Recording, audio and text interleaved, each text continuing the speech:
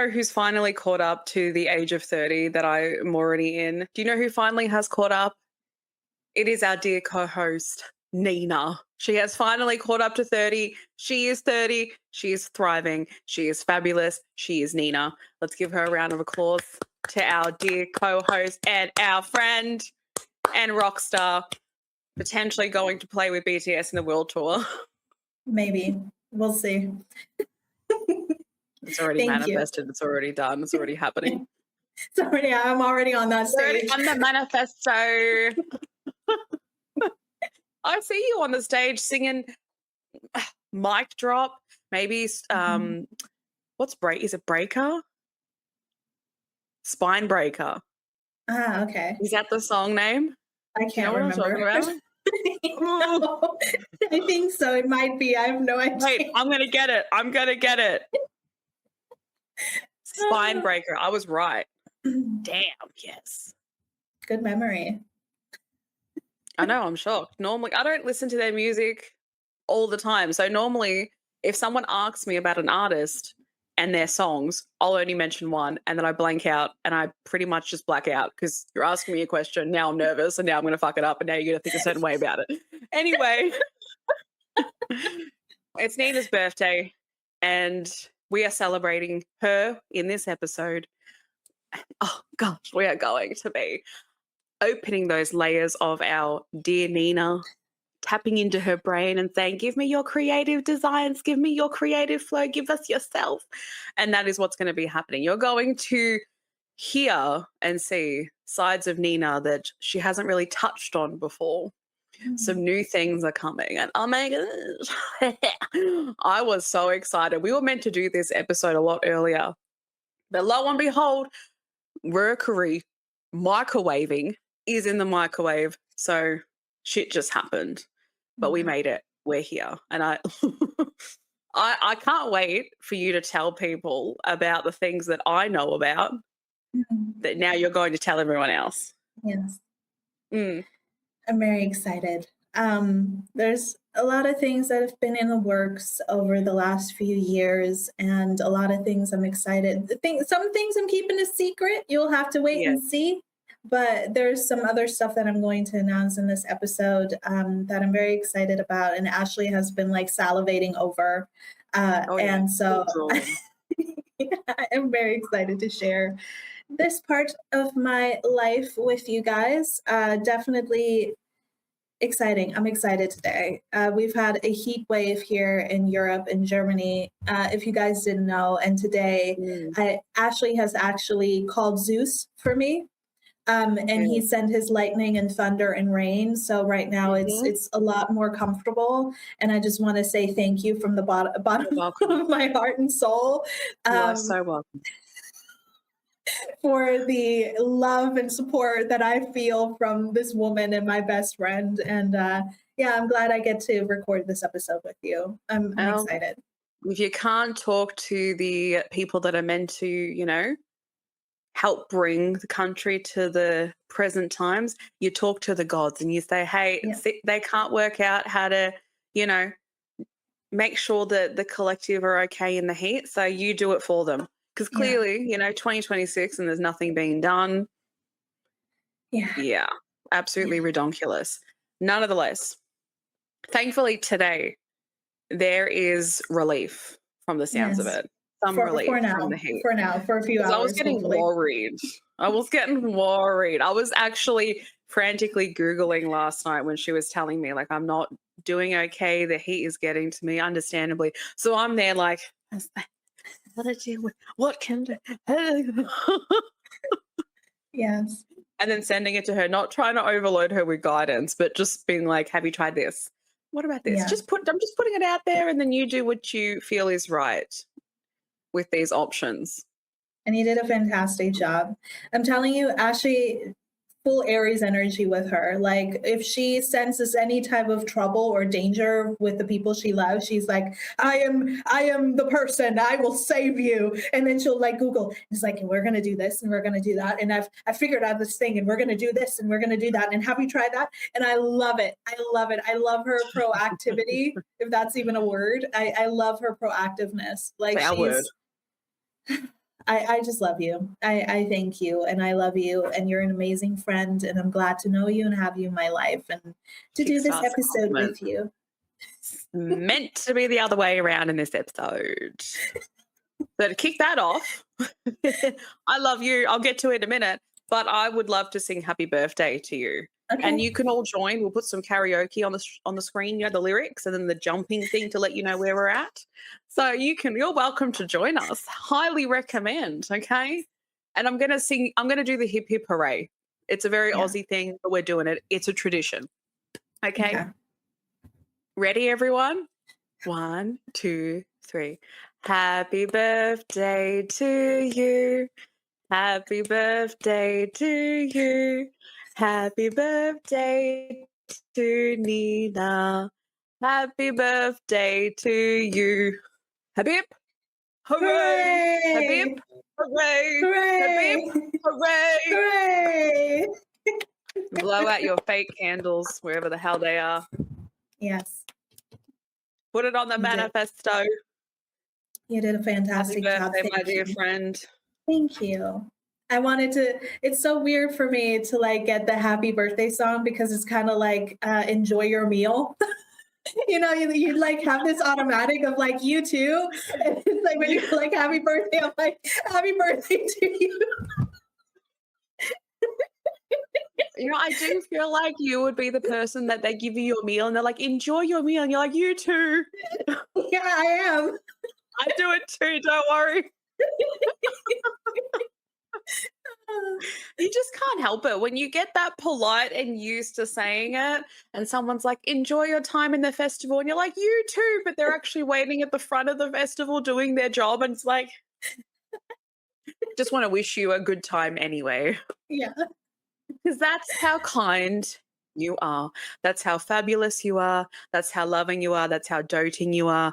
That's how much of a light you are. And I said this to her too. She is the sun. So the sun is a conspiracy. It's not real because Nina is the sun. Yeah. So, honey, you need to tone down the heat a little bit because Europe's not coping. Actually, you know what? Don't tone her shit down. That's a really bad... No, don't tone it down. You do you. You know what? You know, you're absolutely right. You know, when I hit 30, I was just like, it's time to turn up the hotness. I'm about to be smoking, walking through these streets. You are already smoking. Literally, that's why everyone's feeling it. Nina turned 30, everything got smoky. Because that's how hot she is. Everything else now can't cope with it, so it's melting. It's literally melting. You fabulous fucking hot thing. Well, you know me. You're just you know what? Actually, I have said to her, you're the light in the sky, you're the sun. You're basically everything to do with the universe, like the solar system. Right, the Milky it all Way, revolves everything. around me. 100%. 100%. If anyone says otherwise, well, fight me. Nah, you really are. And I've said this to her many times as well, but you are, I call you the light because you are the light. When I first started to get to know Nina, I don't know if I've ever said this before in an episode, but it was like she reminded me of when you have your pathway and you're walking your own human experience, right? And beforehand, it's kind of dark, it's kind of grim. Yeah, you have your moments, but and then she comes along and spreads her light everywhere and your path starts to light up in front of you and you're like, oh my gosh, I see purpose. I see support. I see potential. I see, I'm feeling love. She sparked all that for me. So honestly, you are a light. You're the light in the tunnel that guides a lot of us into, for the first time for some, recognizing what healthy love is, what kindness is, what someone who's willing to be a part of your human experience is, as well as I am so there for your human experience, especially for this episode and for the future.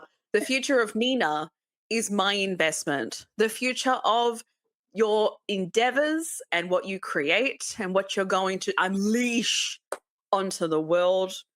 I can't wait to see it all. And I can't wait to see you just continue to glow and be the son that you are, the rare treasure that you are. And I just, yeah, from here and onwards, including when I met you in the past, like it's just all exciting. It's all thrilling because you're that kind of human being where you're just standing there constantly supporting her. Even when she's washing her hair, you're like, yes, shampoo that hair, honey. You just want to constantly support this human being because she is such a treasure. And I love you so, so much from like every part of me. It's like, I wish I could hug her. I really wish I could just like give her the biggest hug possible. For now, that time will come. But for now, yes, you are so Thank you. loved. Thank you, thank you, thank you. I truly appreciate everything you said. I was gonna make a joke, but I already forgot it. So, but thank you. I Damn. love you. I love you immensely, and you've been an absolute like treasure to my life. So I'm glad that I was able to give that to you. And yeah, you know, it's always a little bit surreal hearing other people say how much you mean to them because I literally just feel like I'm just here. You know, I'm just like, oh yeah, you know, I'm just me. It's not a big deal. But you're like, you're the sun, you're the moon, you stars. Boom, explosion. Yes. Yeah. Yes, you go, Yeah, girl. the big bang that started it all. That was Nina. That was me. Yeah, yeah. 100%. At this point, you're just, that's why I say, like, why seclude you to one thing when you're, Yeah. and like, in reality, you're many. So, yeah, I am the whole Legion. solar system. Yes, you are the creator. The limit does not exist, as they said in Mean Girls. When you go out there and you meet another person, that is me. Yes, that is me Exactly. staring right back. Everyone is Nina. Everything is Nina. Nina. Everyone, even nature. When you see an ant, don't you dare let them live because they are Nina. Mm-hmm. Yeah. Mm-hmm. Especially spiders. Actually, you know what? That's not me. That's the Antichrist. But that's a different discussion. Yeah. And mosquitoes is not Nina. That's the devil's horn. Yeah. That's something else. Yeah. And also political leaders, that's not me. Because the world would be a lot better if it were. No. Shitty people is not you. See, now we it's important to list the things that are also not Nina, because there are some things that aren't. Even though I said the limit does not exist, yeah, in reality, no, she has no part of inhumanity in any way, shape, or form. True. I agree. That's all human problems. And I mean, speaking of the revolving of Nina, like the earth, and then Nina just revolves it because she is the protector as well. She's earth. Yes. This episode is completely revolved around my dear, beautiful friend and our co-host. When I first asked her what she wanted to do for this episode, and then she came out and said, I want to do like an interview and I want to talk about this, this, and this, I thought, oh my gosh, I'm going to say it. I said, finally. In my head, I'm like, finally. Because this part that is Nina is such an important part to, if you're following our TikTok, you might see some stuff online that she's posted, just small stuff with poetry and that. And it's just such a look into this person's beautifully connected mind to herself, to her human experience, as well as that geniusness that she has within her. So a lot of these questions are going to continue to showcase what we all have in our own ways as well. And I'm so excited for you to hear that and see that of this beautiful human being, which means this episode specifically is going to be structured around, do you want to say it? Would you like to say it? I shall say it to you you. go right ahead. You take it. Before the camera melts, I shall say it to you. Oh, she's a French. Oh, very, very hot. Wee wee.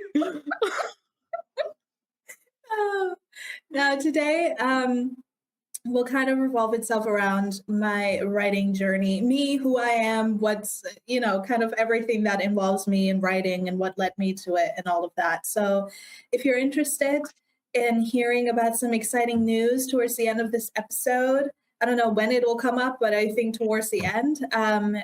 Stay tuned. And yeah, let's dive into creativity, to art, to writing. We've had authors on this podcast before, and I couldn't think of anything else other than this because it has been such a big part of my life and self-expression. And yes, you shall find out in this interview what's happening. Yes, you shall. And I do think this is going to inspire others, as your creativity and even Jay's creativity inspires me. So be inspired. Why not? If I can inspire, that would mean the world to me. Yes. You do. Okay. This is the thing too. We don't always know that we do, but we do. Even in small ways. You've done things that you might see small, but to me it's like an awakening, a realization of, oh shit. Wow. And I might not say it to you, but it's those things that just give a piece to this experience that makes it easier. Yeah. Like that allows me to do something that makes it easier for myself. Yeah. Because you are a genius. Like obviously you're Earth, your sun. Like, of course you're a genius. You're Gandalf. Yes. He's a genius. So okay, fellow genius. I know she's ready for this, and I'm so ready to hear your answers. Oh gosh. Let's go. Do you want me to do it as in, because we do have it split up in certain topics. Do you want me to announce the first topic and then the questions and then the second topic and then the questions, or just free flow it? Do it however you want to do it. I think a little bit of a structure is good, so you can announce the categories if you want to, but whatever floats your boat. I'm just on the receiving end today. Today is no control freak Nina here. She's not in the building. I'm the interviewer today. So I'm like really had to prep for my role. Really prep. I'm trying my hardest. Okay. The first topic that was chosen by Nina is love. L-O-O-I, love. And the first question that I dived up through the ingenious of my own brain is, how has your understanding of love changed over the years, my friend? Ooh, I love that question. Thank you so much for asking me, you amazing interviewer. Oh, I just like got the biggest head known to mankind. You know those planets next to other planets? What was it, Jupiter or whatever? You're that. You're about to be a bigger planet. You're like you're part of my solar system too, honey. Honestly, anyway. I'm drooling. That's my crying. Yeah. Salivating. Yeah. Thank you for that. You're crying. Love. There's only you in my life. The only thing that's right now, I'm not going to sing that song. I just had this song pop into my head as you just passed the energy off to me, because that song just started playing in my head. I thought, oh my God, she's actually saying the lyrics. We share the same brain. That's why. She's smarter than me. So sometimes.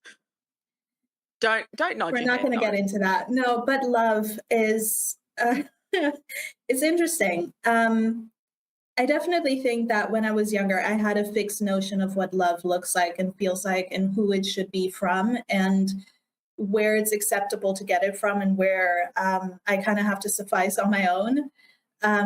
But in terms of understanding, I think I used to think that love is just something for specific roles and people in your life, whereas now I more so believe that it's everything. I said this before when I think I was, I suppose in my early 20s, where I think love is what we understand as God in life, or at least according to me. Don't get triggered.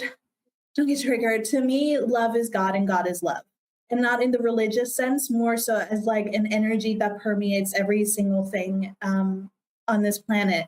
And I think underneath every experience, underneath every hardship, and I think even the good experiences that we can have in life, the underlying cause is always we want to be loved, we want to be seen, we want to be accepted for who we are. And I think love as a whole for me, where I stand today at my 30 years of age, is everything.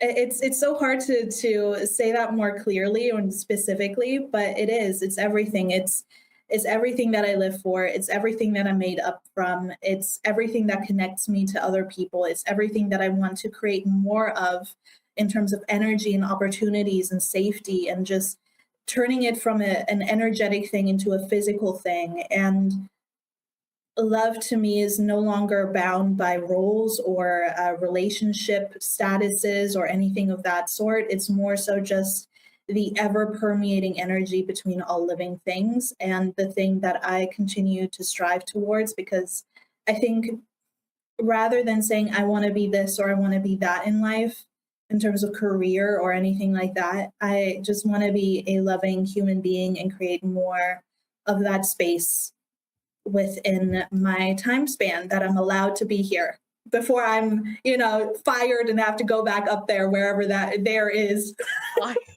That's a new way of seeing this.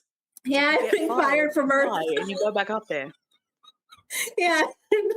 Dude, I don't think I don't want to forget that. I don't want to forget that. That's something. That is something. That's you know what? I'm sorry. I'm going to have to put that on my tombstone. I've been fired from Earth. Bye. I like that. That's beautiful. That is beautiful. Thank you. You're I have welcome. to say this. I did not actually send me a list of the questions, and I was like, I'm not going to read through them. I'm just going to answer how I feel in the moment. And yeah. So I might look back at this and be like, you could have said this so much better, but you're going to get real authentic me after dehydration and heat exhaustion. So I hope this goes for a very entertaining interview. I'm sure it will be. I can't wait to see what else will come out of my mouth today. I think it's just a normal thing for any of us to look back at stuff that we've said and to go through this. Oh, I could have added this, I could have added that. But you know what? In the moment, whatever is present is present. Yeah. And we can also do another one of these. 2.0. Right. Yeah. Nina's unlayering 2.0. I like that. And I mean, in response to your beautiful response, I think what you said kind of does touch on it, but I'm going to ask to really highlight the answer.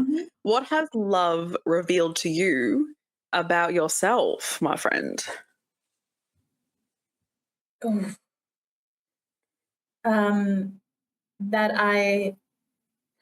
This is like, I can feel the answer.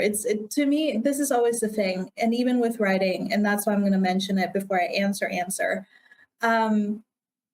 It's so difficult sometimes to put an emotion or a physical feeling into an objective word to describe something to other people sometimes, which is like, I think a lot of people are like, well, if you write, then shouldn't that be easy?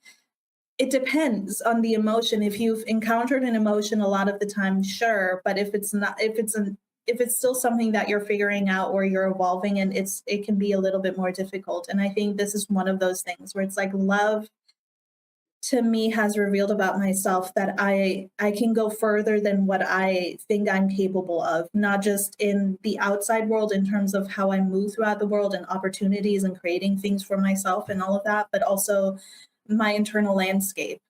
When I have been at what I thought was rock bottom in the past, that depth just got deeper. And when I've hit that rock bottom all over again, yet again, when I think there's nothing left, love always kind of brings me back out. And it happens in a way where it's kind of like a back door to your house or something, where you have this door there, the house is dark, you're laying in your bed, you're broken as a soul, and you're like, there's nothing left. There's just this vacancy throughout myself and my life. But then you'll have love walk through the back door and kind of just remind you of who you are. And that is in my life, it has been Ashley. It has been a few other friends that have been there for me and have reminded me that love itself is not, it's a gift. It's not something that you pursue in terms of proving yourself worthy of. It's something that is freely given. And I think in my life and in my past, I thought it was something that I had to earn, because that's how I learned love to be. I had to do something to get that attention or that admiration or to keep it. You know, I had to work hard, keep it to make myself worthy of it, not just in the eyes of somebody else, but also for myself. And I think love is revealed about myself through the love of my friends and the people I've encountered, even the bad ones, that it's not something that you do. It's not something that you strive for. It's not something that you can control. It's something that is freely given. And when you're blessed enough to have that in your life, because I know not a lot of people do, but when you're blessed enough to have friends in your life or people in your life that care about you and who you are, it will always remind you of who you actually are. And like I said in the beginning, love is everything. I am love. Love is me. My friends are love. Everything is love in my understanding and rationality as I move through life. And so when I feel like nothing and when I feel like I don't even exist anymore, the concept of myself does not exist, they remind me who I am. Love reminds me of who I am. And so that is what love has revealed about me, is that it's never ending. And I am, you know, obviously our bodies will ultimately degrade and we will cease to exist in the lives that we live and who we identify ourselves to be. But I think love also has revealed within myself that my soul is ever growing, ever ongoing, because of the never endingness of everything. It's eternal. And so, because everything is love and I am love, let's repeat it 5 more times, Nina. I am too. I am also eternal within that. And so, I hope that I can give more of that to other people as well. I hope that answered your question. The response that you had to the last question actually connects into this next question a little bit. And do you think that love is something that we find or something we practice? I think love is something we get found by. I don't think it's something we find. I think it's something we get found by, and I think it's also something we practice. I think it's both. Mm. It's practice in the way that if it's not present, I can only speak from my own experience. When I was younger, I didn't feel like I was loved, and I felt like I was struggled a lot in receiving the kind of relationships that I wanted in my life. It took a very long time for me to make friends. I was severely bullied in childhood. So, like, that concept and that notion and that true feeling of love was something that was very foreign for me for a very long time. And so, it is something that found me in my experience of humanity thus far. And I think until you're found by love, you don't really know how to practice it, because you don't know what it is. It's a concept. Love can be a concept. And oftentimes, at least when I speak for myself, I found it through media. This is what love is supposed to look like. This is what it's not supposed to look like. These are the people that are supposed to give it to you. These are the definitions of love. And like I said before, for me at this point in my life and the experiences that I've had, there is no definition for love. There are no categories. It's all just one thing that we share. And what's that thing that you said before? It's kind of like that spider's web thing where you have like a circle in the middle Yeah. and then the offspring. That's kind of what love is to me. Like, it has different routes, but until you're really found by it or until you have that experience in your life, I don't think you're able to practice it because you don't know what it is. You don't know how to emulate it. And so once you do, I think practicing patience and kindness and honesty and forgiveness, not in the toxic way, but grace, if is maybe a better word for it. And being given that is something that I think heals the soul. So I don't know if that really answered your question, but I think it is at least for me, it is something that I've been found by, and it is something that we curate and something that we practice in. And I think the more we practice, the more we can have interactions with other people, regardless of what, societal constructs has around the idea of love or the commodification of it, really. The more we're able to practice, the more we're able to give it to one another, the more we heal. And I think also the more we're capable of loving, because now we have, again, like a repertoire of everything that we've built up. But I will say this. I did have a lot of love energy within me since I was a kid. Like, I just wanted to give that away. So maybe it is something that is also born within us and not something that we're just found by. I don't know. I'm still figuring that part out, I guess. What do you think? I mean, you can tell. You can tell. Like I said, you can tell that you've just emanated something as deep as love for a long time. It's just, I think, learning the concept of it in the way that it is for the human experience, for us individually as well. So I agree. I think it's both. We practice it, and it also finds us. And we just have to learn to understand the experience of it and what it is. Like, I could say what love is. That's to me, though. It's different to how you're experiencing it and how you guys are experiencing it. So we can't speak for the human experience of it. Yeah. So that's why I think I like to use practice, because practice is an open field to the expansion of learning. It allows us to really expand beyond everyone else's understanding of it, because it can. Yeah. So you've answered every question in alignment. So you have no worries there. Oh my gosh. It's very telling in every episode just how deeply you have loved. And I think, like you said, you've always been in that space of it. You can just tell, like, you would have to be so dissociated from reality to not see it and to not hear it and to not feel it. Like, no. I'm not arguing. I honestly felt like you were gonna rebuttal me for a second. Like, I was prepped for it. But you're gonna say something. What did you want to say?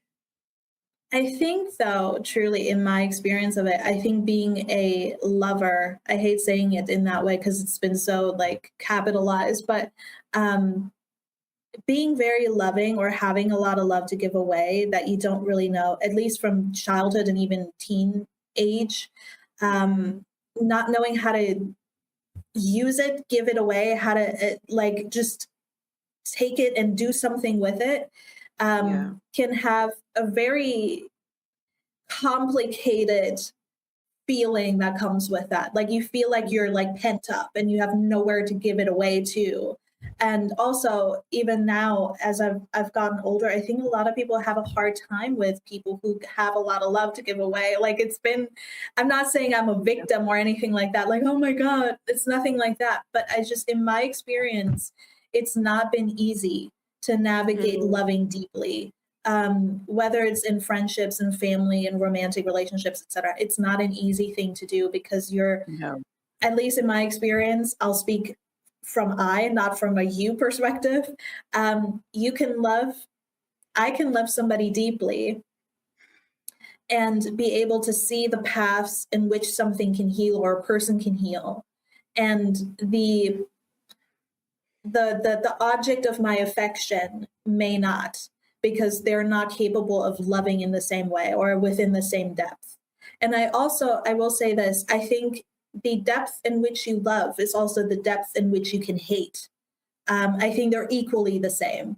So as deep as you go with one is the exact same depth that you have with the other. And I know that if I didn't direct my energy as a human being, I felt this when I was a child, if I didn't direct my energy towards the light and towards love, it would have manifested within the other spectrum of hatred and anger and violence, I'm sure, as well. So I'm grateful to have formed myself on purpose towards the direction of healing and health and love and doing better than what was shown to me before within any capacity, and striving for more rather than sticking with the old and going that kind of, like, malformed way of, well, this is how life is supposed to be. This is what I'm going to take it as. And I'm never going to push outside of the boundaries of what I've seen other people do within their own limitations of life. And so I think love is the center of all of that yet again. Somehow it's what's the thing, the main cell, the mitochondria. Yeah, love is the mitochondria of life.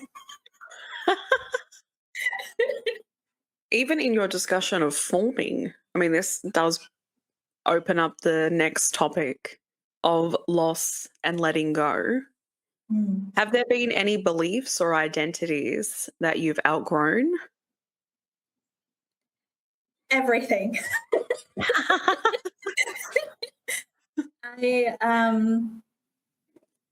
I think I've outgrown every single version of myself in the past, for sure. But more than that, I think I said this in our previous episodes of like the power of awareness and all of that. Like I feel like a stranger to myself now, but not in a negative way, because I feel like I'm a different person than I used to be. And yet also at the same time, I feel like I'm exactly who I was when I was a child, but not in the same vein. I think in life you go through shit and you have a lot of heartbreak, and this world, this life is not easy by any means.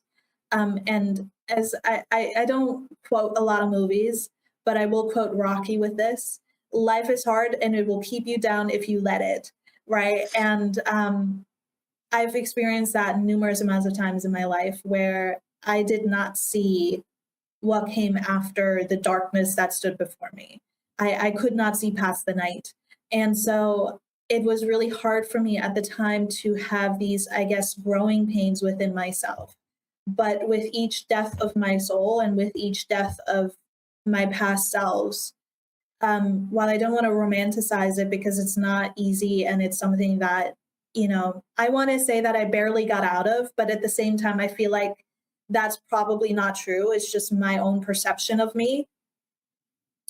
I feel like every single time I've outgrown myself, I turned more into the person I've always been meant to be.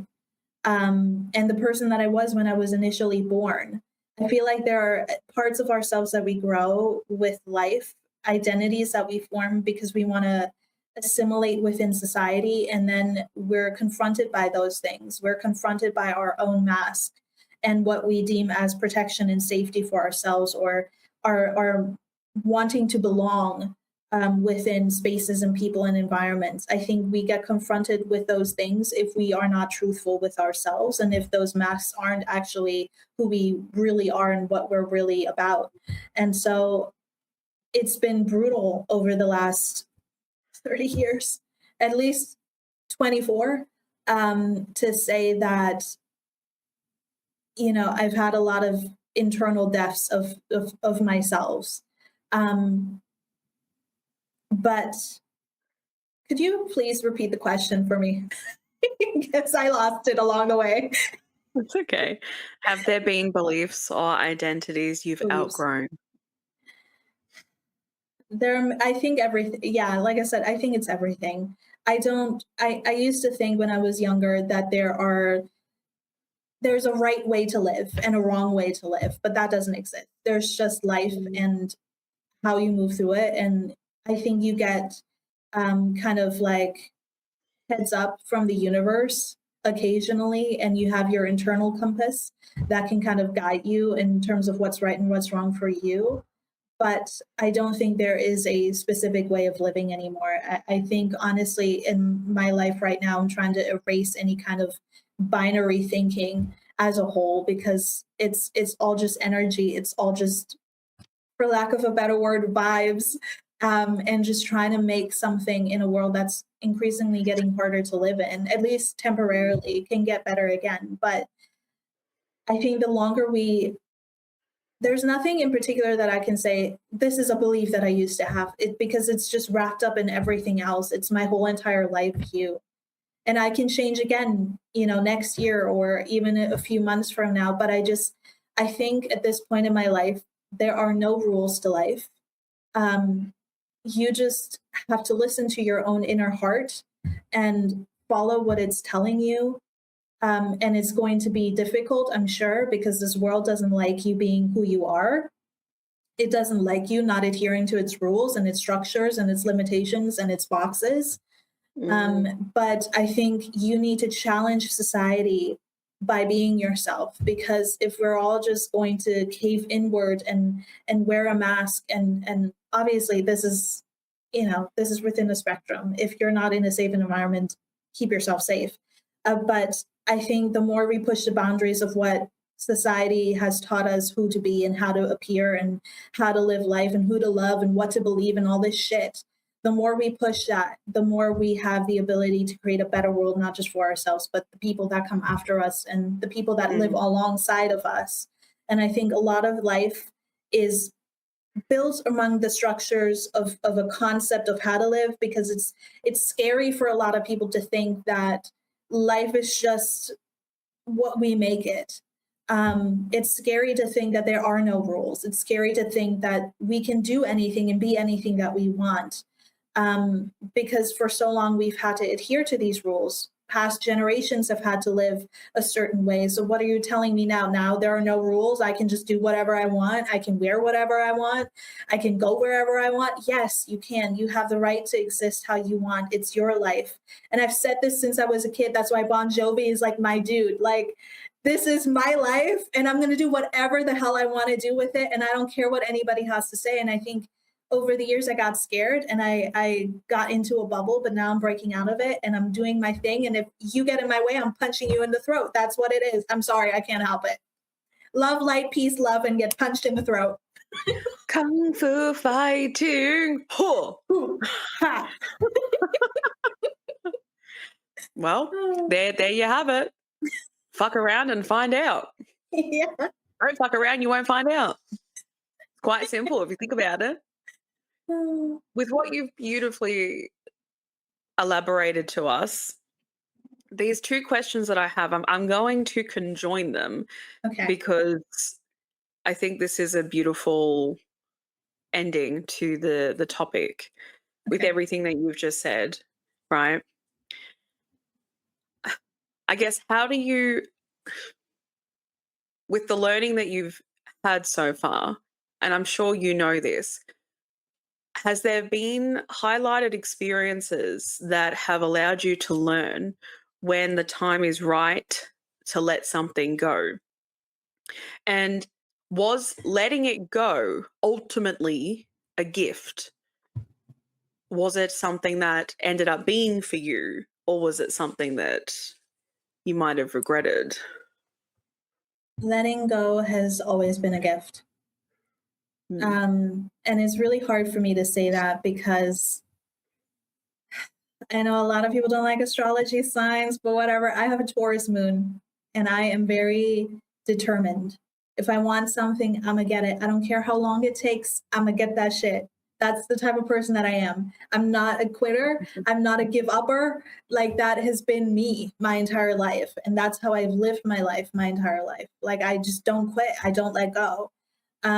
But I think while that can be an admirable trait in terms of endurance and persistence and all of that and hardship, I don't think it gives way to life, because life is ultimately always changing and always growing. And there are things that I've been let go of and that I've had to let go of, that at the time and even now, I can see the benefit of it. I can see why I needed to go through an experience and had the hardship of brokenheartedness and all my endeavors that I've, kind of lost throughout life. But it's always been a gift. And I hate saying it. I love it, but I also hate saying it because it's kind of always like when you're in the darkness, you have like this voice inside your head that's like, this is for the better of you. And you're like, shut up, mom, or something like that. And not that I would ever say that, but like, it's like, shut up, dude. And then you go through it and you come out through the other side and the voice is like, see, I told you. And like, whatever. Like, that's literally what it's like.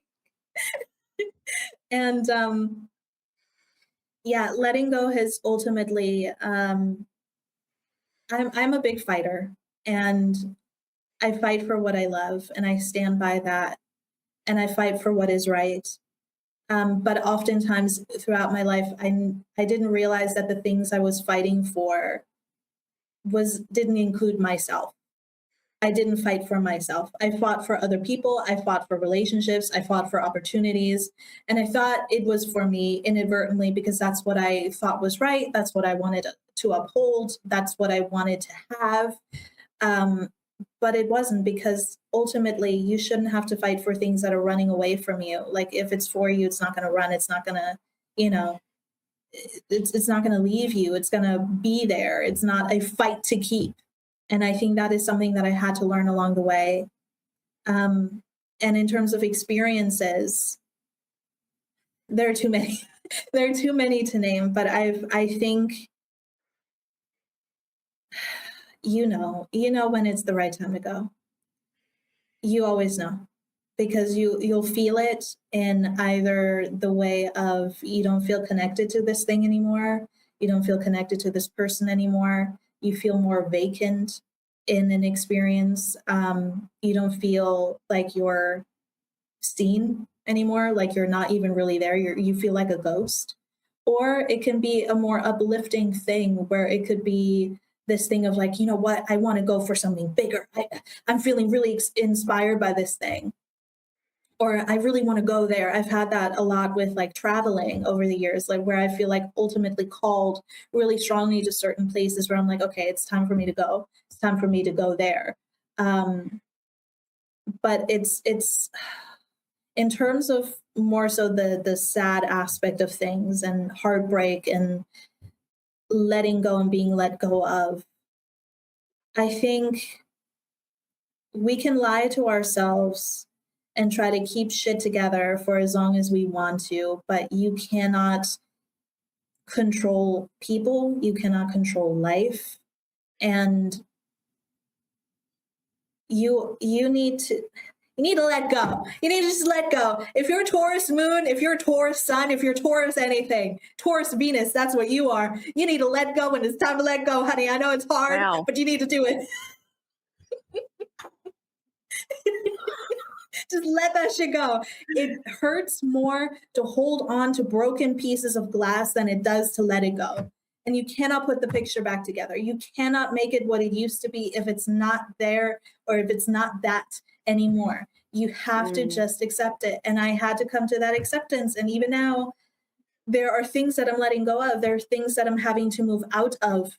And it's hard, and I'm confronted by a lot of fears, but I know that on the other side of things, that's what life is. It's pushing you towards it. And so every single thing that I've let go of, no matter how hard it's been, no matter how much it's broken me down as a soul on planet Earth, I mean, I'm telling you, it destroyed me. It's always been for the better of me. And so now I'm trying very hard within the next, not even just few years, but within my future, to kind of adopt a little bit more of a just an easier vibe with things, which is hard when you love deeply, when you are passionate about stuff. It's hard to just be like, okay, I'm just gonna flow now. It's like, no, I'm gonna make this happen. Like it just like, no, I'm gonna flow. Like it's really difficult, but I'm gonna make it work. We're gonna make it happen. Of course you are. You're determined. You do not quit. You shall win. And frankly, I love the extra little oomph into, you gotta let it go. You've got to let it go. Well, I mean, it's on the subject of becoming, this whole thing. Yeah. When something is a loss, when something is in the need of, you have to let this go if you want to transition into the next step of your life, the becoming, which is actually the subject to our next topic. So it's perfect. The becoming. Ooh. And I mean, when you look back at your journals, your poems, old writing, what do you notice about your evolution? This is a little bit more of a difficult question for me because it's interesting. Like I have journals that date back, I don't even know how long, definitely over the last 10 years of my life. And while I haven't gone through those as much, I definitely had to go through my writing quite a bit over the last few years because I've been working on either updating my writing, updating poems, prose, things like that. And so I had to take a really good look at all my previous works, which started, I think, in 2012 or 2013. So it's been a long time, and I think the thing that I noticed the most over the last few years of my life of kind of going back and reworking some of my older things is how much I wanted to be saved. I think I put my life and my happiness and my future in somebody else's hands inadvertently. I didn't notice this at the time, but a lot of my poetry had the same themes, and a lot of them were concentrated on love, on heartbreak, on kind of the more celestial aspects of life, but all had kind of the undertone of really wanting to belong to something and wanting to be seen and wanting to be saved from my current situation. And I gotta be honest with you, it was a little bit daunting kind of going back on my writing and seeing that because I'd grown as a person. Obviously, there's been a long time where I didn't write. So it was really difficult in the beginning to get back into writing poetry and kind of know what my voice is and what I want to say and where I stand and bring across my emotions and also the imagery of everything and make it cohesive. It was not easy, but to go back, having an idea of what I thought I wrote and then seeing it through adult eyes was very interesting and kind of just a little bit sad. And honestly, I gotta be honest, I was a little bit mad at myself. I was like, why would you need to do that? Why is everything the undertone of that? Why is that the undertone of everything? And it's just obviously I was a kid. I went through hard things and so I understand my escapism mindset that I have or had. And so looking back now, I'm glad to be able to see those differences, not just in my own outlook in life, but also in my writing and see my growth. But it was, I think, the biggest shock to me, which might not sound shocking to all of you guys, but it was shocking to me to kind of just realize, oh, wow, you really were just kind of like waiting for a savior like the entire time. And now I don't do that anymore, which I'm grateful for. I am my own savior. I am my own rescue. I'm my own protector. I can do things on my own. I don't need somebody else to give me permission. I don't need somebody else to come and save me or make something happen. Sure, it would be nice to have some support along the way, but I am ultimately the driving force behind what it is that I want in my life. I'm the driver of my car.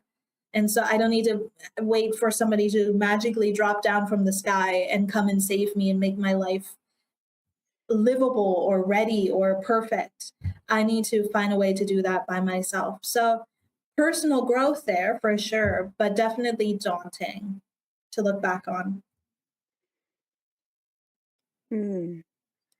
If that answered the question. No, it did. It did. And internalizing what you're saying, Yeah. it is interesting to look back at, I guess, the expression of the time that was then and the person that you were then.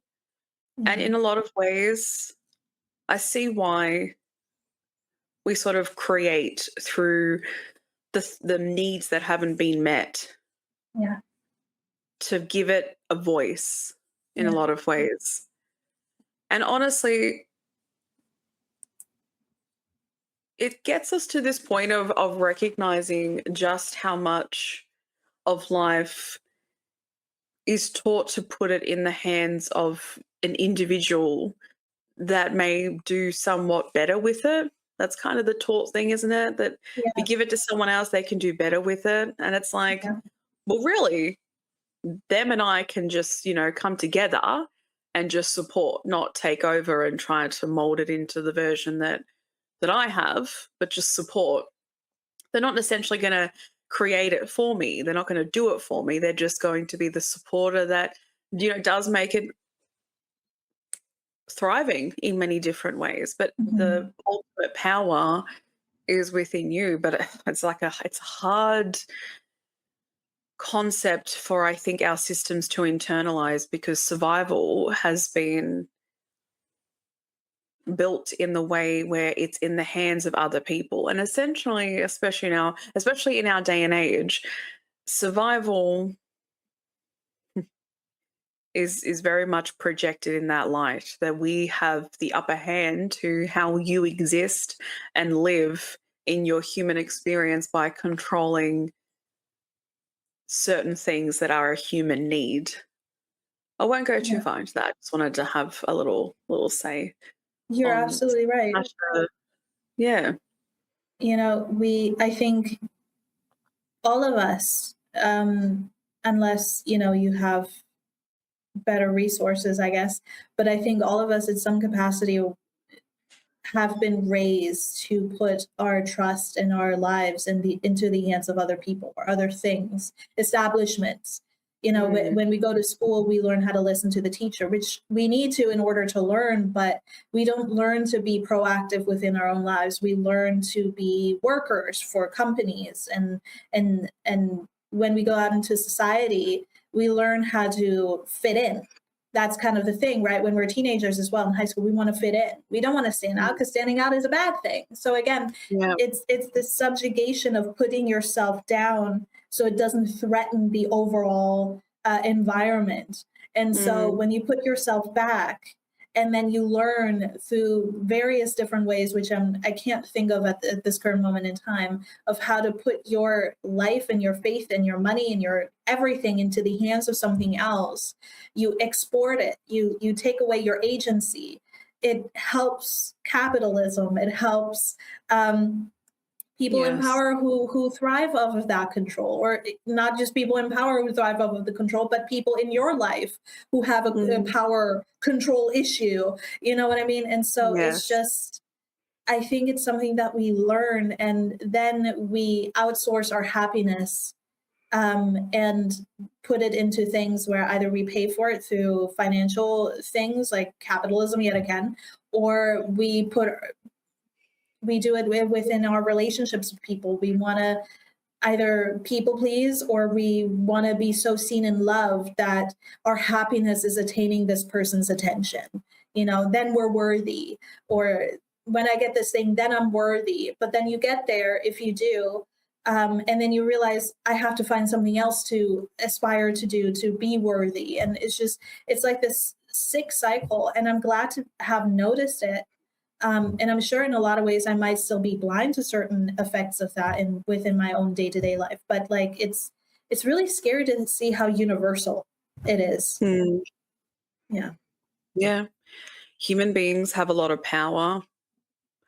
And unfortunately, some wield it for the gratification of just self, as well as the point of never questioning a belief system that was implemented from, the people they were around. Instead of questioning the reasoning behind something that's inhumane, it's just they just continue to feed off it and then continue to cycle it through.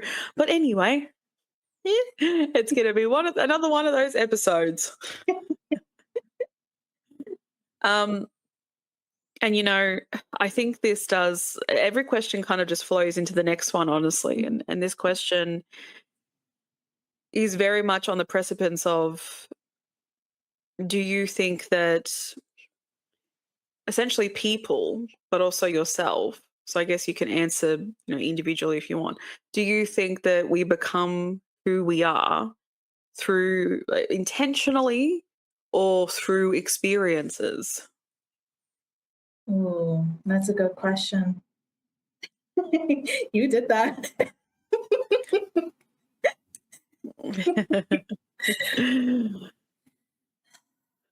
It depends on what you define as who we are. So I have a few different perspectives on this, but I'm going to take two of the ones that I'm currently kind of like cycling through within my own mind. I think Personality, what we call personality, what we call who we are, oftentimes is an illusion.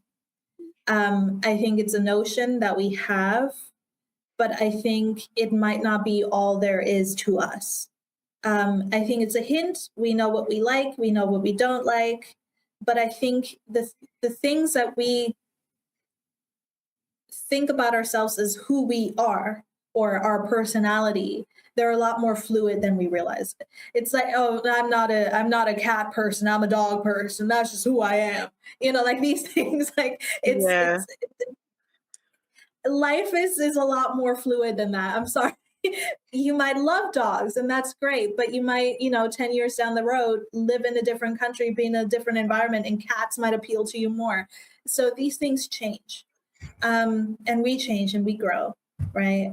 But the concept of who we are is still somewhat fluid to me. Rather than saying who I am, I'm at the point now in my life where I'm trying to decipher what else there is to me outside of what I already know. Instead of saying this is who I am or this is who I'm not. There are things I would never do, obviously, but in terms of the positivity, the potential, the what else is there, I want to discover more of that because I don't know, and I don't think I need to necessarily know as long as I hold on to my morals and my values and what I deem as a human being the right thing. So there's that. But on a secondary, more personal perspective, I think we have a choice that we make in life to either choose to pursue what is within our hearts and what's within our souls, or choose what society has given to us, like the pathway of life. I think we can make a choice there. And I'm not saying it's an easy choice. I'm not saying it can, we can't weave and waver. But I think there's a choice. And I say that because I've seen people who choose to stay within toxic, negative mental cycles and bad people and in bad environments and tell themselves, this is all there is. There's nothing else out there. It's just evil. It's just bad. And they themselves turn angry and aggressive and hostile in this world. I've seen it many, many times over.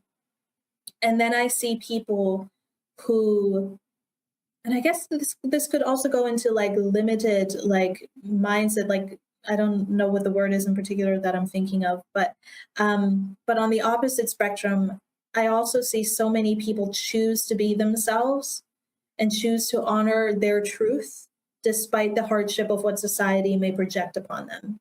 And I think it is one of the bravest things that we can do as a human being here on earth, as a soul here on earth, to choose ourselves, to choose our truth, and to stand in who we truly are, and to speak from our true selves and what we believe, and go after what it is that we want in life in any capacity. I think this is honestly, as far as I'm concerned, at my 30 years of age, that I've seen on planet Earth, this is the hardest thing that we have to choose between our lives. And I think we could choose it at any point. We could choose it at 50, we could choose it at 30, we could choose it at 15. But it is a personal choice that we all have to make. Am I going to conform and lie to myself and about who I am and what I want and please everybody else? And do what society expects of me? Or will I choose to be myself, follow my heart, follow what is true for me, and step out of those limited mindset or spaces and go after what it is I want, even though it's scary, even though other people may not agree, even though I may be hated for who I love or what I choose to wear or what I choose to believe in or what I choose to do with my life. I think to take your life back into your own hands and to be the person that decides is the number one, I guess, soul journey here on earth. And so to answer your question,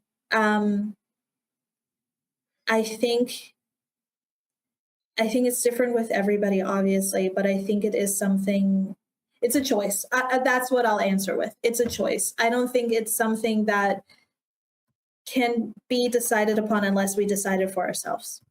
And I don't know if that makes sense, but I hope it does.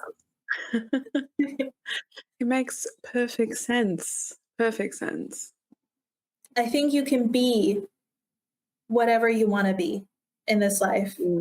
I don't think it's easy. I think there are people, institutions, places, countries, things like that, that will get and try to get in your way. But I think when I consider life as a whole, there's a reason why you are the way that you are.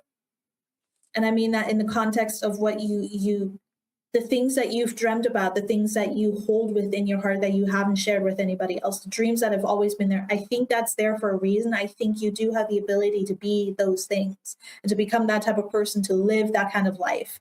I always think there's a possibility.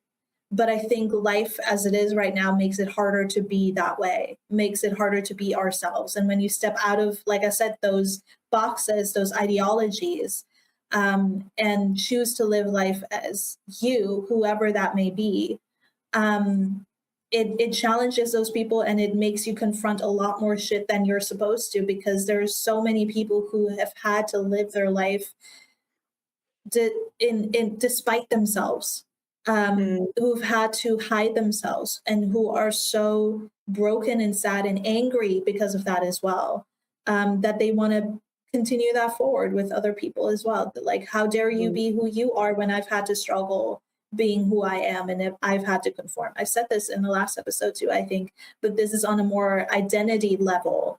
And like I said, it's a choice we make. And I think for anybody out there who's like, well, it's not that easy. I know it's not that easy, but it's still a choice, and you get to make that. Even it's hard either way. You might as well root for you and go for you if you can. Yeah. It has me thinking something that I've been thinking about for a while now too. I'm okay to be wrong if this isn't the reality, but it pretty much looks that way. What social media platforms are doing is the true intention to control the algorithm, obviously, but also, in my belief, to control who's seen. So I think in one, well, to add to what Nina's saying, your creative endeavors, your creative flow, whatever that is, it can't be met with something that revolves around trying to control. So let me say it differently.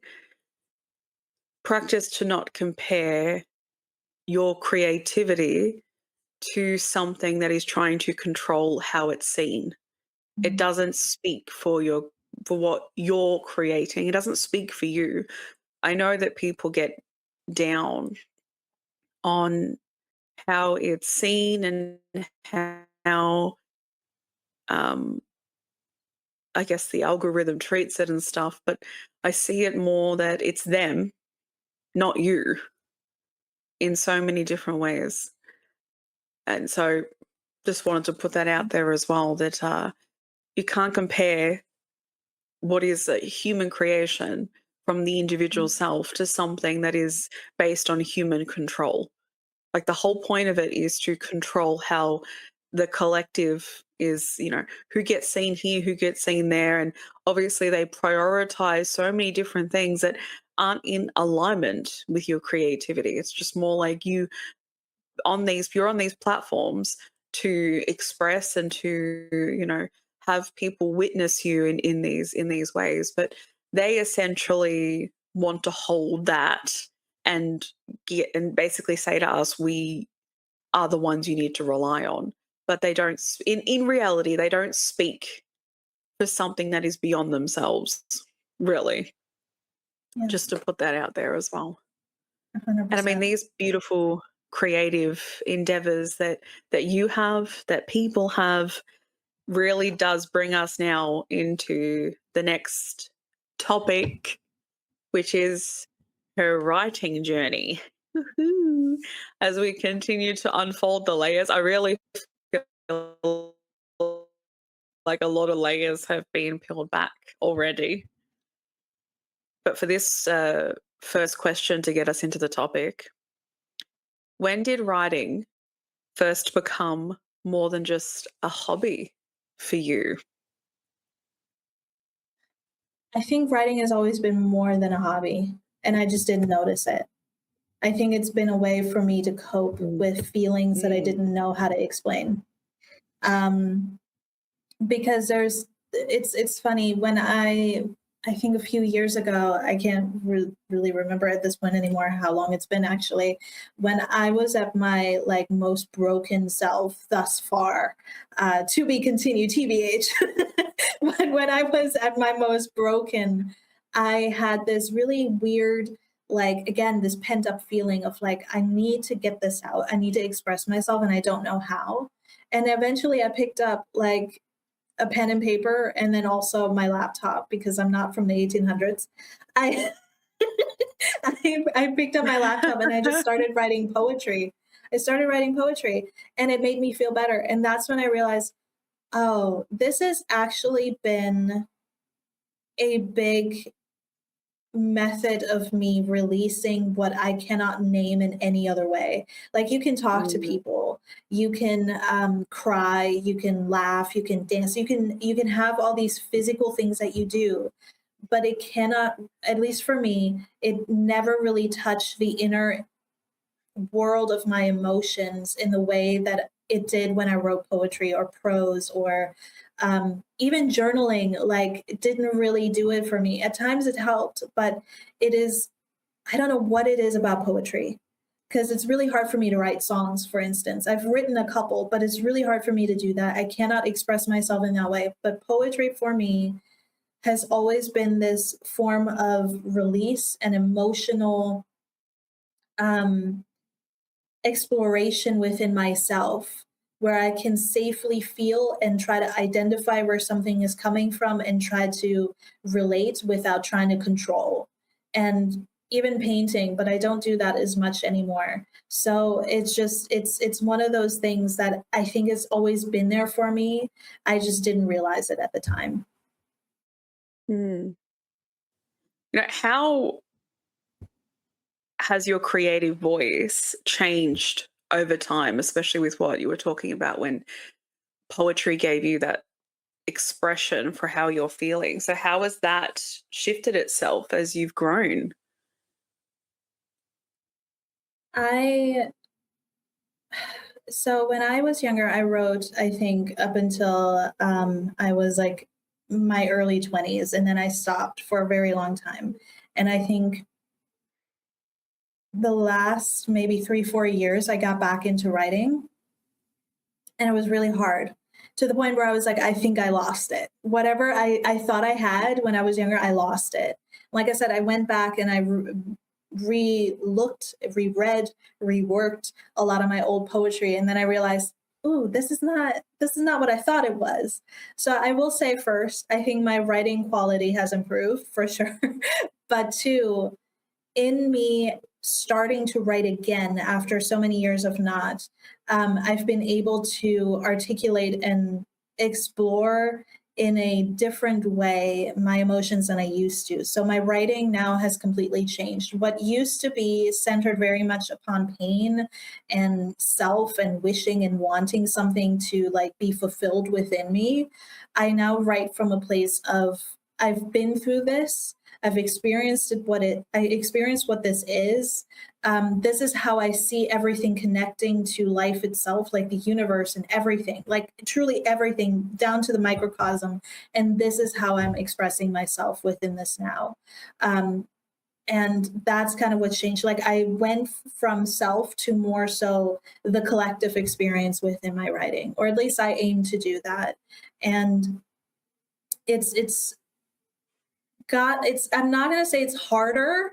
It's been a little bit more complicated for sure, but I've really enjoyed kind of taking what I've learned and what I've processed and what I'm realizing as well, and putting it on a bigger spectrum rather than just this is my emotion, this is the cave that I live in, and this is all there will ever be. To kind of, this is the universe, and this is how it plays into that. I don't know if that Mm. makes sense, but yeah, that's, and my It my does. voice as well. my voice as well has Yeah. changed. Like I think in my writing now, I sound a lot more, not just mature, but also confident. I sound more Yeah. confident than I You're used to. grounded. Yeah. You're more sure. Yeah. I like that. You can definitely tell. Can you? Yeah, yeah. I think I do remember when I guess she started to touch on elements of her creativity. I think there was this maybe there were walls that were there that Mhm. obviously we have to move through to be able to express that externally, right? And like many of us, I know Nina had those walls. And you can hear it in people when you know what it is. And it was there, understandably. And there are certain things that she would say where you could just you could hear it. You Yeah. could tell. There was that limitation, well, that I guess that non-permanent limitation, I'll say, of why the step can't happen or why this can't happen. But it's kind of like now the energy has shifted to more fuck it. But also I get the sense, and I'm not speaking for you, this is just from what I've observed, and you Yeah. can say if I'm wrong. As an observer, I feel like the energy is more in the space of, even if I consider it to be wrong, that doesn't speak for how it's going to be externally read and seen. Because we Yeah. obviously can sometimes still work through limitations, but we still do it. We put it out there and we still feel the limitations, but that is not, it doesn't speak for how it's going to be absorbed and heard Yeah. and seen from every other individual. So I feel like you're more on the I'm just doing it no matter how I show up to it. Exactly. I Yeah. could be wrong, but that's just what No, I'm feeling. that's exactly what it And is. from the stuff that you've said as well, it's just she's got that she's not Aries in her immediate signs, but I feel that fire. It's the Leo. It's the Leo It's the rising. Leo. Yes, it's the Leo rising. Leo is actually quite a from my perception of it, it's quite a performance art sign, in my opinion. I think Mhm. some of the I think other I think other artists have Leo rising and they're very creative in their endeavors. There's something Yeah. about Leo, like Leo moons as well, I think are very creative too, Yeah. very For sure. artsy. Yes. Get into the astrology.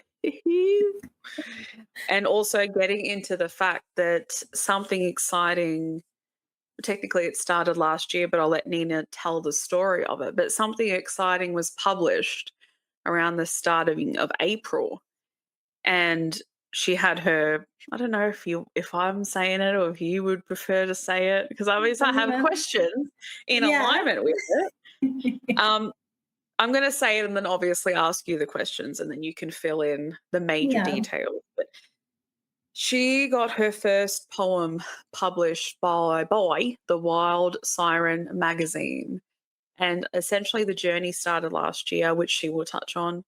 But it officially came out around the start of April. And that poem, when I first read it, I brought a digital copy. I was like, wow, you're going to hear it. You're going to hear it. She's going to say it. It's just the again, I'm not going to go to because I'm going to let her say it, but I can say from my point of view the pure joy that I felt just knowing that her knowing that she's had her first poem published and it's something that we get to hold on to for the rest of our lives as just the first creative endeavor that she's taken and just like thrown us. She was like, I'm just going to do it. I've just done it. I think that's what you said too, is I've just done it. Yeah. I've just committed it and whatever happens, happens. Yeah. It was 11/11, November 11th, and it was 3 a.m. on my end. And I was like, I've had the previous publishing of this magazine, the Wild Siren magazine, and I love them. And ever since I saw them, I discovered them online. I was like, I gotta send in my work. I got to send him my work. And then I was like, you know what, just wait a little bit, maybe get the first one, see if you're right for it, because I don't really quite know how my work can fit into what they're looking for. The announcement came out that they're looking for writers and photographers and just all the creatives for their second publishing. And I was just like, okay, now it's time to go. And so I ran through all of my poetry. And I was like, what could fit into what they're looking for? Because they have a particular aesthetic, they have a particular vibe they're going for. So I'm like, I don't know if I fit into that. And then I remembered something. So the year prior, I had cycled through a lot of things in my life. And I remember, usually it's funny, I can get the best inspiration when I'm in nature. It's always been this way. I think it will always be this way. I think when I'm at ease and when I just kind of like vibe with the ecosystem, that's when it just comes to me. And that's literally what it did. Like I remember listening to music and reading a book and doing stuff. And then all of a sudden I had these words just flow into my brain and I started writing them down. And I remember looking at it and being like, I really want to include this in a body of work. But this is so different than anything I've ever written before. I don't know how. Like, this is completely nowhere near anything that I write typically. And so I was just like, okay, I'm just going to save it. I'm going to put it away. If I ever need it, it'll be there. And then when this announcement came out, I was like, that's the one. That's the one. It's called The Tradition. And I'll read it for you guys in a sec. But essentially, it came to be from a lot of self-reflection and a lot of personal experiences as well. You know what? I'm going to read it for you guys, and then I'm going to talk about it. How about that? Okay, The Tradition. I loved a man that worshipped destruction and called it God. My heart stood at the altar of his feet, praying he would wake to see his misconceptions, desperate to undo the decrepit mask before his eyes. He was tormented by the calls of his heart, tied with a noose around its neck by the very people that gave him life. I dug into my ribs, ripped tender flesh from my bones in hope that my pain would stop the swelling of the cyclical nature of man. Searching for needles among haystacks, I delicately picked each trauma and braided them into my story of redemption, one which love comes to save us all. Yet, when he turned to me, he did not see whose hands I was created by, dousing me instead with brimstone and fire. He claimed I am that of a lesser god, lacking vision. The irony of the blind grows stronger now over the roar of my burning flesh. I weep for God. I weep for Jesus. I weep for women, for how much they gave, how much they suffered, knowing well that they would burn, torment, and hang us all over again. And that's called The Tradition. I wrote that. For a multitude of reasons. There are definitely 3 layers to this. One which is based off of, again, love, the notion of love, giving love, and not being seen as good enough, not being seen as worthy. And obviously it has religious undertones in the sense of, I've talked about it before in prior episodes that I've healed or am on the journey of healing a lot of my religious trauma. And in doing so, I've had to read the Bible. And it's interesting because in my experience of that and how even now my opinions have changed. But I will say this, in what I think a lot of people navigate life through, which is religion and being Christian or believing in God, believing in Jesus and all of that, the main message of the Bible is love, to give love, to be the type of person that you would want other people to be for you. And Jesus was a representation of that love, if you believe in that, from God, a kind of like sacrifice, as some people would like to say,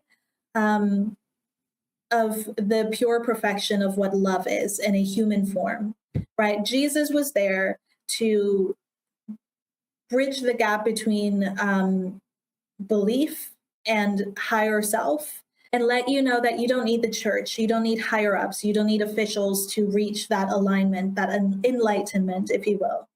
However, he was sacrificed. He was hung on the cross and sacrificed. And now people worship that image of love sacrificed, of people who are not able to see the purity that comes within the heart of a soul, the purity of love.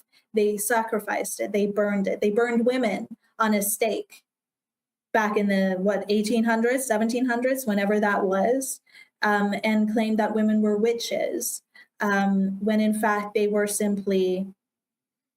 I wasn't there around the time, so I'm not gonna, make speculations. I'm just gonna say women were existing, and people didn't like it.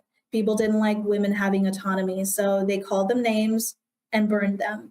And I wanted to correlate the image of women being burned, aka witches being burned, and then Jesus being burned, and then also the correlation of that. A lot of people, this goes back to what I said before, a lot of people don't know how to engage with love, the purity of it, rather than the conception that you project upon love. Jesus, if you believe in the story, was hung and killed at the cross. And yes, he resurrected. If you believe in it, he resurrected. But why does it take for someone to die for you to see their worth? Why does it take for something to break apart in order for you to see how worthy something is? Why must you crush something to see whatever you feel like you're supposed to see? Like, I think a lot of people take love for granted. I think that's what I was trying to bring across. People take love for granted. They get their pleasures from people. They get their pleasures from the feeling of it, but they cannot honor it. They cannot hold it. They cannot respect it. And therefore they throw it away when they deem it not to adhere to their rules, boundaries, and limitations, aka society, aka government, Jesus, witches, your own self today. And that is what that poem reflects. It's something that I've had to experience within relationships as well. Just, you're giving your love, you're giving your heart, you're giving everything that you can to another human being. And then they turn around and they're like, well, actually, you're below me. You don't adhere to these ideologies that I hold. And thus you are demonic, you're evil, you're a woman, you evil woman. like I think people put the idea of bad or evil on things that they don't feel comfortable yet exploring within themselves. And that's what the poem, well, at least what I try to bring across. But however you take it is however you take it. I think art at its end is subjective, and whatever you hear and however you interpret it is for you to decide. You are the reader to that and the ruler to that. So yeah, and I wrote that after like my little epiphany in the backyard while it was raining. And my gosh, do I miss rain? Yeah. You articulate. That's why I said you've always felt so deeply, clearly, because the way that you articulate how you feel about the human experience in the world and how you've internalized it is so beautifully done. It reminds me of cursive writing.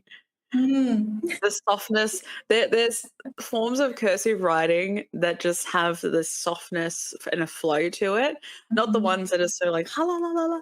No, it reminds me of that. Is like the soft flow of cursive writing. Yeah. Very much around that energy of.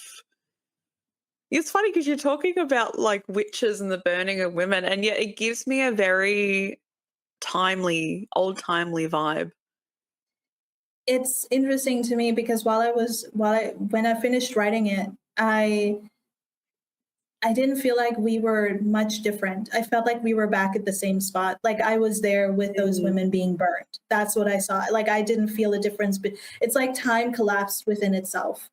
And I feel like it's happening to this day. You see women's rights being stripped. That's also what this represents.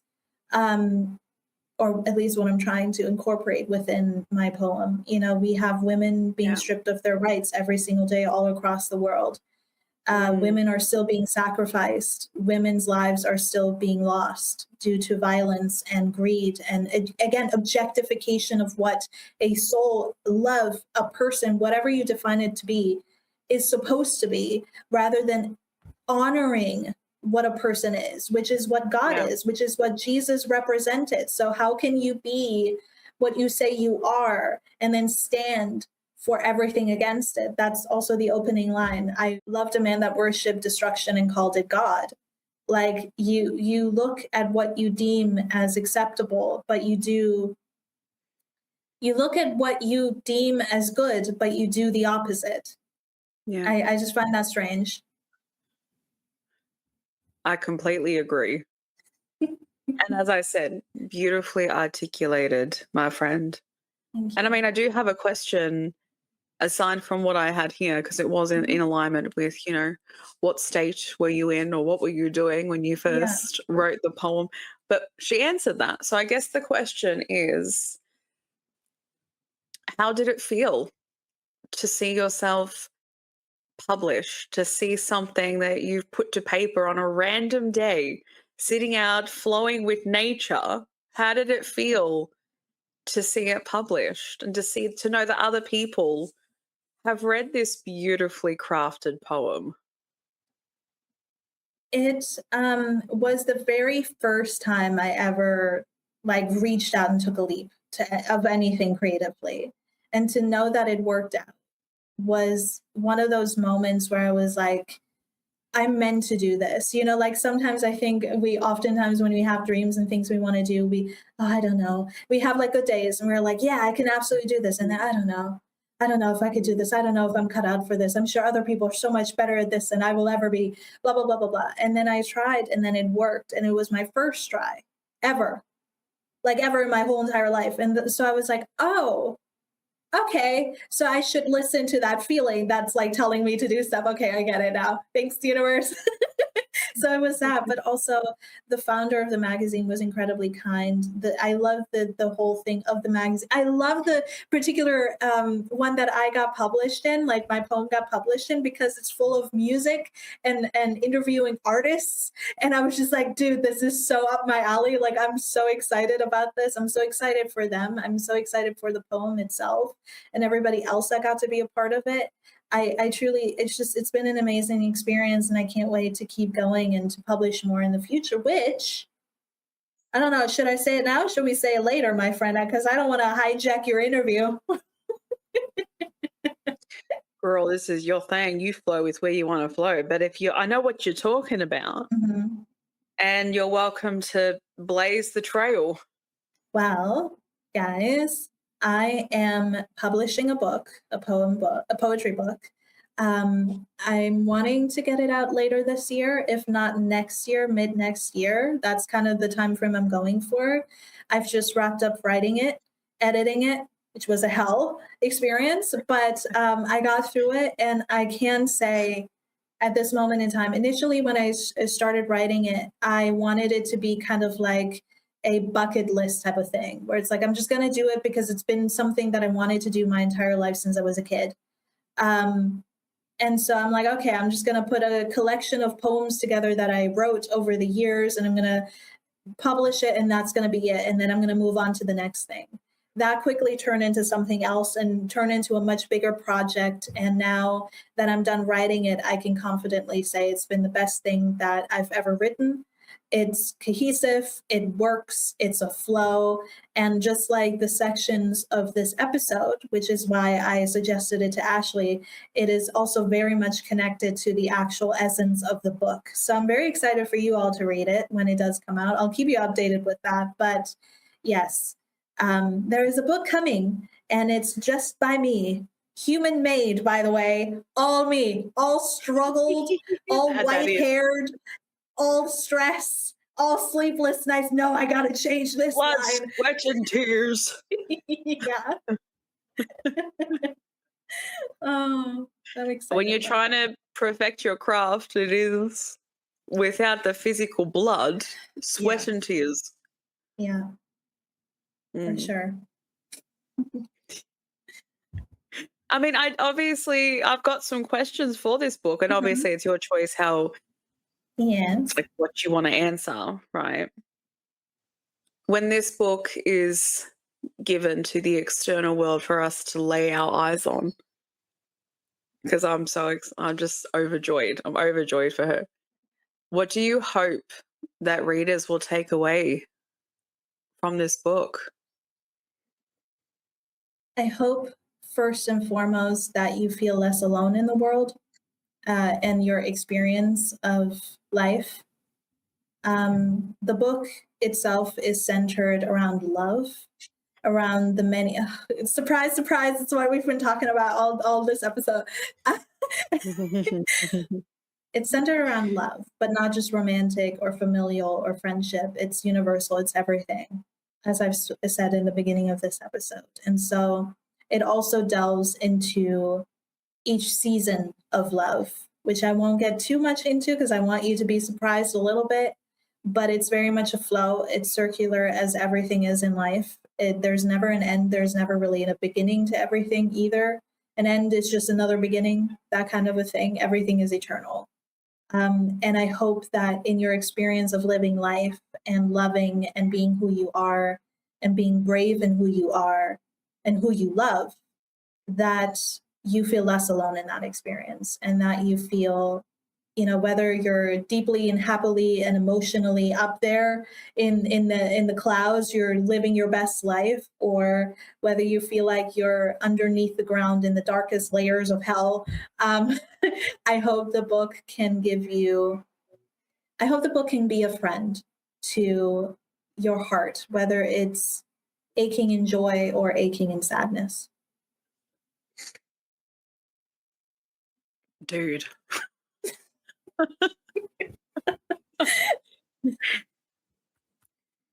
I felt it. Thank you. You're just, yeah. You have a lot of feels, but I'm not sure how to put in words. Is there anything, though, that you would like to add in before we end the episode? Is there anything you'd like to share, add, say? No, that's it. That's it, my friends. That's all. Thank you for today. That's all. Like Miranda Presley says, that's all. That's all. No, it's been an absolute experience writing this book. It's been an absolute experience the last 10 years of my life. My 20s definitely didn't go the way I thought it would, but it ended up in a way that it needed to. And I hope that regardless if you ever read my book or not, regardless if you even get to this part of the episode at the end here, I hope more than anything that we as a podcast and us as individuals as well can be an image and a mirror to your potential, and that nothing is impossible for you. You can start a podcast from an idea with a friend. You can write a book. You can be who you are. You can make amazing friends and grow and flourish and fly like a beautiful butterfly in the sky. Like, everything is possible for you. And like I said in the letting go section, a lot of the things that I lost and that I felt like broke me as a person actually just broke me open. It's kind of like the kintsugi thing, the kintsugi theory, where it's like you got to break to let the light in, to let more light in. And I think that's what happened. But it's only because of the amazing people that I get to call my friends, Ashley included. And I would not be who I am today without them. I would not be here. I would not be on earth or on this podcast or writing a book or doing anything. So if you're going to give thanks to anybody here today, you give thanks to Ashley Woods. Everybody a round of applause.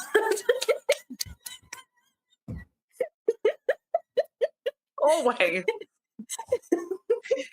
It's a circle thing.